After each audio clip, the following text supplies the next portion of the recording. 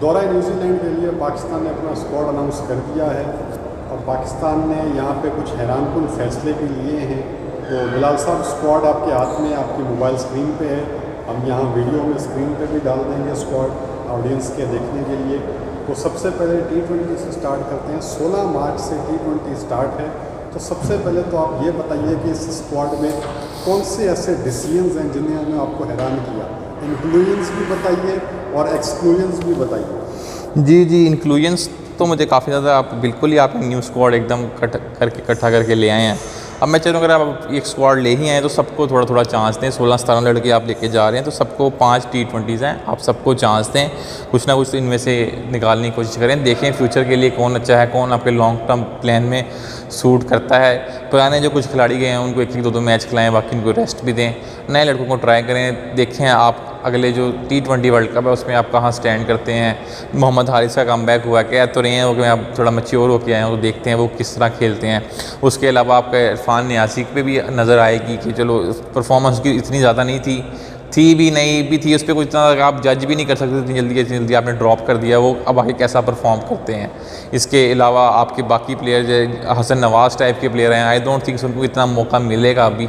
सुफियान मुकीम को ट्राई करें। मोहम्मद अली काफ़ी देर से डोमेस्टिक सर्किट में हैं, काफ़ी देर से वो धक्के खा रहे हैं, यानी कि काफ़ी देर से डोमेस्टिक सर्किट में से कहते हैं पक रहे हैं। T20 में उन्होंने मुल्तान लेग में तो बड़ी अच्छी बॉलिंग की थी PSL में लास्ट में, लेकिन मुल्तान से बाहर के इतनी अच्छी बॉलिंग नहीं कर पाए थे। एक एक्सपीरियंस बॉलर हैं, होपफुली वो भी शायद कुछ करें, उनको भी मौका देना चाहिए। तो ओवरऑल एक मिक्स स्क्वाड है। खुशदिल शाह का भी कमबैक हुआ है, देखते हैं वो क्या करते हैं, क्या उनकी जगह बनती भी है T20 में कि नहीं। मेरा मेन क्वेश्चन यही है कि इनकी सीलिंग क्या है सब प्लेयर्स की, ये हमें नहीं पता। मुझे इनकी सीलिंग्स बहुत ज़्यादा हाई अभी तक तो नहीं लग रही किसी की भी। देखें क्योंकि ओवरऑल पाकिस्तान में जो टैलेंट है उसका जो लेवल और जो इंटरनेशनल लेवल पे जो टैलेंट है उसका मुकाबला पहले ही बहुत ज़्यादा दूर जा चुका हुआ है। इंडिया हमसे और बाकी टीमें हमसे बहुत आगे निकल चुकी हुई हैं। तो देखिए इनको ट्राई टेस्ट करें, इनकी सीलिंग को बढ़ाएं। जो आपको लगता है इन पर आप इन्वेस्ट करना चाहते हैं उन पर आप इन्वेस्ट करने की कोशिश करें।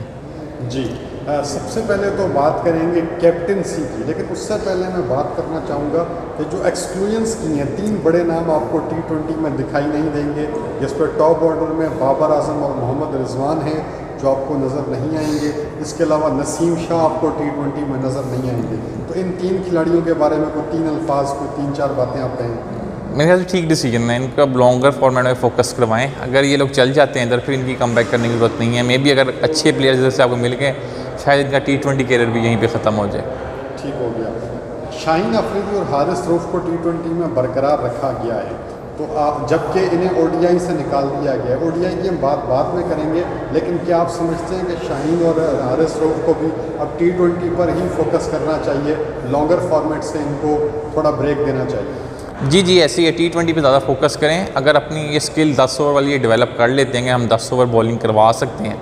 अगर वनडे खेलना तो पहले डोमेस्टिक में थोड़े धक्के भी तो खाएं। डोमेस्टिक भी तो कोई टूर्नामेंट खेलें 50 ओवर वाले, वो तो ये लोग खेलते नहीं हैं।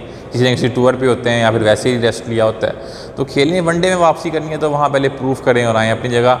ऑटोमेटिक सीमेंट जगह किसी की भी नहीं होनी चाहिए। सबको मेरे ख्याल से अल्टीमेट दे देना चाहिए कि किसी की भी जगह भी पक्की नहीं है। जी, कप्तान सलमान अली आगा के बारे में कुछ बात कीजिए कि वो कैसे कप्तान हैं, और शादाब खान की वापसी और धमाकेदार वापसी एज ए वाइस कैप्टन, उस पर कुछ रोशनी डालते हैं। सलमान अली आगा भी मैं ज़्यादा कमेंट कर भी नहीं सकता हूँ, इतने मैच भी नहीं खेले और जो खेले हैं उसमें भी कोई इम्पैक्ट तो आया नहीं है। तो एक नए प्लेयर को आपने कप्तान बना दिया। ऑल्दो वो टेस्ट और वनडे तो खेल रहे हैं, बट वो टोटली उनकी गेम जो है T20 को इतनी सूट भी नहीं करती। तो आई डोंट नो ये कैसा डिसीजन लॉन्ग टर्म में रहता है। मे बी शादाब खान को ऐसा लॉन्ग टर्म देख रहे हैं, शायद वो वापस आए हैं, अभी उनको इस वजह से नहीं बना रहे। शादाब खान ने क्या सुना है डोमेस्टिक में अच्छा परफॉर्म किया। डोमेस्टिक में हमारे प्लेयर कुछ अच्छा परफॉर्म कर लेते हैं, टीम में वापस आ जाते हैं। मेन इंटरनेशनल लेवल पर क्या परफॉर्म करते हैं ये बड़ी बात है। शादाब पे तनकीद हो रही है, उन्होंने डोमेस्टिक में भी अच्छा परफॉर्म नहीं किया। अभी हुआ था 6 मैच में उन्होंने 1 आध विकेट कोई हासिल की है और बैटिंग भी उनकी अभी को 10 की करीब रही है। इस तरह की कुछ बातें चल रही थी। बिल्कुल ऐसी। क्या समझते हैं कि शादाब की वापसी एक सही फैसला है? वो तो वक्त ही बताएगा सही फैसला है कि नहीं, लेकिन आगे पास जो ना सीरियस नोट ऑप्शन ज़्यादा नहीं है आपके पास, अवेलेबल ही नहीं है ऑप्शन। अगर अभी भी आपने शादाब को नहीं खिलाते हैं तो आपका बैलेंस वैसे ही आउट हो जाता है। वनडे में भी देख लें 7 नंबर पे आप 5वें बॉलर के लिए आप स्ट्रगल कर रहे थे। तो शायद आप इस तरह भी कर सकते थे, आप रखें आप 6-7 ओवर की एक्सपेक्टेशन अगर आपसे वनडे में खिलाते हैं। कुछ अपनी स्ट्रेटजीज चेंज करें आप।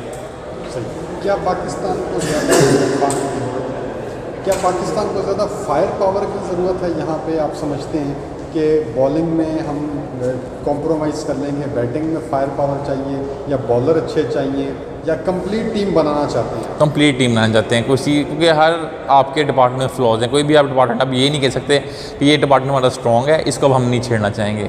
चाहे वो आपका बैटिंग लोअर ऑर्डर हो, मिडिल ऑर्डर हो, टॉप ऑर्डर हो, या बॉलिंग के अंदर आपके सीमर्स हो, स्पिनर्स हो, आपको सारा कुछ स्क्रैच से एक किस्म का बनाना पड़ेगा कि जो आपकी स्टेबिलिटी आपकी टीम में लेके आए। जी, T20 स्क्वाड में बस आखिरी सवाल है कि कौन से वो नए चेहरे होंगे जिन पे आपकी नज़र होगी? जी, जो नए चेहरे जिन पे मेरी नज़र होगी उसके अंदर तो मेरा हसन नवाज़ का नाम है, लेकिन आई डोंट थिंक सो उनको इतना मौका मिलेगा। सुफियान मुकीम नए तो नहीं है, खेल चुके हैं, उनकी बॉलिंग मैं देखना चाहूँगा कि वो कैसे बॉलिंग करते हैं। ठीक हो गया। अब वनडे स्क्वाड की तरफ मूव आउट कर जाते हैं। वनडे स्क्वाड में पाकिस्तान ने जो बड़े नाम थे उनको बरकरार रखा, ठीक है, सीनियर प्लेयर थे, मोहम्मद रिजवान कप्तान होंगे, बाबर आजम स्क्वाड का हिस्सा हैं।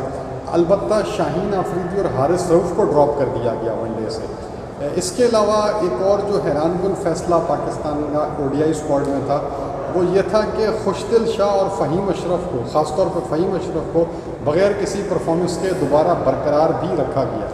तो शुरुआत कीजिए, पहले तो आप स्क्वाड में बताइए, क्या आप इस स्क्वाड से मुतमईन हैं? नहीं, बिल्कुल भी मुतमईन नहीं हूँ मैं। काफ़ी ये डिस्पर्स सा स्क्वाड लग रहा है मुझे, कुछ इसमें कोई सेंस नहीं मुझे चीज़ें बनाती हुई लग रही। वही आपका मेरे ख्याल से 5th बॉलर आपका वही फंसा हुआ है इसके अंदर भी, जिधर से आप मार खाई है आपने। उसके अलावा अगर आपके जो प्लेयर्स आए हैं नए, आकिब जावेद को मुझे देखना पड़ेगा कैसे वो बॉलिंग करते हैं, उनको मौका दिया जाता है। उनके लिए मैं काफ़ी ज़्यादा एक्साइटेड हूँ वनडे में देखने के लिए। काफ़ी इंप्रूव किया डोमेस्टिक में उन्होंने। तैयब ताहिर वही चेहरा, इरफान नियाज़ी आएंगे, कोई आपके पास 5वां बॉलर, फिर आपके पास फ़हीम अशरफ या खुशदिल की ऑप्शन ही है, या तो फिर वही स्ट्रैटेजी इनकी हो चुकी है कि बस हम 40 ओवर तक की बॉलिंग करवाएँ, बाकी 10 ओवर अल्लाह हाफिज़ हैं हमारे। कामरान गुलाम का पत्ता काट दिया गया। अच्छा करियर का उन्होंने स्टार्ट किया था, लेकिन पाकिस्तान के ख़िलाफ़ पाकिस्तान न्यूजीलैंड का ट्राई नेशन सीरीज़ में पहले मैच में वो नाकाम हुए। उसके बाद वो नज़र नहीं आए और अब उन्हें पाकिस्तान के वनडे स्क्वाड से भी ड्रॉप कर दिया गया। सऊद शकील को भी लगता है ये सिर्फ 5 मैचेस के लिए लाए थे, उनको भी ड्रॉप कर दिया गया। तैयब ताहिर को अलबत्ता ख़राब परफॉर्मेंस के बावजूद बरकरार रखा गया। इसको कैसे देखें? नो क्लू, मुझे इस पे बिल्कुल कोई चीज़ पे मैं क्या कमेंट करूँ, मुझे कोई भी चीज़ इसमें सेंस बनाती हुई नहीं लग रही, सब कुछ सेंसलेस लग रहा है मुझे। सऊद शकील को क्यों लेके आए, मेरी समझ से बाहर। अगर लेके आना ही तो क्या बस सिर्फ ये 2-3 मैच खिलाने के लिए लेके आना था, बिल्कुल समझ नहीं आ रही इस बात की। इसके अलावा तैयब ताहिर का चलें, उसको अभी आप देखें, ठीक है, अब लेके चल रहे हैं, अभी उसको इतना मौका भी नहीं मिला, ओवरव्यू से कम मिलते हैं। जो 1-2 मौके मिले उसको यूटिलाइज़ नहीं किया। कामरान गुलाम को भी मौके देने चाहिए थे इतने, जहाँ वो नहीं चल रहे थे वहाँ बाकी भी नहीं चल रहे थे, तो बाकी भी ड्रॉप होने चाहिए थे। कामरान गुलाम से तो आपका ये था ना कि उन्होंने एक सेंचुरी की, बेशक जिम्बाब्वे के ख़िलाफ़ की है, एक तेज़ 50 की साउथ अफ्रीका के ख़िलाफ़ उन्होंने की, तो उन्होंने कहीं ना कहीं कुछ रन्स किए। तैयब ताहिर को क्योंकि नंबर 6 नंबर 7 पे वो बैटिंग करते हैं, जहाँ पे बैटिंग करने का ऐसा फ़ायदा कुछ नहीं है, ऐसे ही है। तो तैयब ताहिर को लेकिन बरकरार रखा गया टीम में। सऊद शकील को आपने निकाला तो आपने कामरान गुलाम को भी उनके साथ निकाल दिया। इस डिसीजन को आप कैसे देखेंगे? पैथेटिक डिसीजन है, मेरी समझ से बाहर है। मुझे तो लगता है कामरान गुलाम के साथ कंटिन्यू करना चाहिए था, क्या फिर एटलीस्ट फिर सऊद शकील के साथ ही कंटिन्यू कर लेते। लेकिन सऊद शकील को मेरे ख्याल से फोकस टेस्ट पे करवाना चाहिए, एक तरह से बेहतर ही है। बट कामरान गुलाम को अगर लेके आए हैं तो 2 फॉर्मेट पे आप उसको सोच के चलें, वनडे और टेस्ट का। अब्दुल्ला शफीक को ड्रॉप किया गया वनडे से, लेकिन वही बात है कि पाकिस्तान में अगर किसी को ड्रॉप किया जाता है या तो वो परमानेंटली ड्रॉप हो जाता है या फिर वो 2 महीने बाद दोबारा मुंह उठा के वापस आ जाता है। दरअसल अब्दुल्ला शफीक पिछले साल पैथेटिक परफॉर्मेंस, 7 उन्होंने अंडे खाए, ठीक है, आपने उनको सिर्फ 5 वनडे मैचेस के लिए ड्रॉप किया और बग़ैर किसी, इस दौरान मेरा नहीं ख्याल कि कोई बड़ा टूर्नामेंट हुआ डोमेस्टिक में, और आप फिर उनको वापस ले आए। इसको आप कैसे देखेंगे? दरअसल एक्चुअली ओपनर्स आपके दोनों इंजर हो चुके हुए हैं। फ़खर जमान भी इंजर है इस टाइम पे आपके जो सेकंड आपके वो थे जो बैट्समैन, ओपनिंग बैट्समैन साइम, वो भी इंजर हैं। इसके अलावा आपके पास ऑप्शन बचती है फिर मामूल हक की। बाबर आजम को आप मेकशिफ्ट ओपनर यूज़ कर रहे थे, जो बिल्कुल कारामद साबित नहीं हुआ, काफ़ी वो बुरी तरह फेल हुए हैं। तो मेरे ख्याल से बाबर आजम भी ओपनिंग पे आते हुए डरेंगे, तो आपके पास ओपनर ही मौजूद नहीं है। तो that is why I think इन्होंने अब्दुल्ला शफीक को वापस लेके आए हैं। ठीक हो गया। इसके अलावा आप ओडीआई टीम में, अब जैसे कि हमने सुफियान मुकीम को, इरफान खान नियाज़ी को, इन लड़कों को हम टीम में वापस लाए हैं, लेकिन मेरा सवाल ये है कि ये लड़के पाकिस्तान के चैम्पियंस ट्रॉफी और ट्राई नेशन सीरीज़ से पहले तकरीबन 12-15 मैच खेल चुके थे। कोई 10 मैच खेला था, कोई 12 मैच खेल के तजुर्बा हासिल कर चुके थे। फिर इन्हें ट्राई नेशन सीरीज़ से क्यों ड्रॉप किया गया और अब इन्हें क्यों वापस लाया गया? ये जी सिलेक्शन ब्लंडर्स हैं ये सारे, सिर्फ दरअसल इनको खुद समझ नहीं आ रही किस साइड पे लेके चलें। जब कहीं लेके जाने होते हैं बंदे तो 20-25% उठा के भी ले जाते हैं, फिर आपको उसमें 15 सेलेक्ट करने आपके लिए मुश्किल हुए होते हैं। तो अगर कहीं आप भेज भी रहे हैं 17-18 का स्क्वाड भेजें, 17-18 या 20 बंदे अपने ज़हन में रखें, उसमें से आप 15 को इंटीग्रेट करने की या कट करने की कोशिश करें ताकि आपके लिए भी थोड़ी आसानी। फिर आप 25-30 बंदे ले लेते हैं, उसमें से 15 आप इकट्ठा करने की समेटने की कोशिश करते हैं, फिर आपसे ना वो समेटा जाता है जो बखेरा है आपने, ना आपकी टीम अच्छी बन पाती है फिर जी। क्या आप समझते हैं कि पाकिस्तान को टेस्ट की तरह T20 की भी टीम अलग करनी चाहिए, जिसमें अलहदा से प्लेयर हों और जिसमें बल्लेबाज T20 मिजाज के हों, जिसमें बॉलर भी इकॉनमी और T20 स्पेशलिस्ट बॉलर हों? क्या आप समझते हैं? बिल्कुल, मैं आपकी बात से एग्री करता हूँ। इंडिया वाला टेम्पलेट को फॉलो करें, उनकी भी T20 की टीम तकरीबन अलहदा हो चुकी हुई है, उसी टेम्पलेट पे जाना चाहिए, यही वे टू गो है।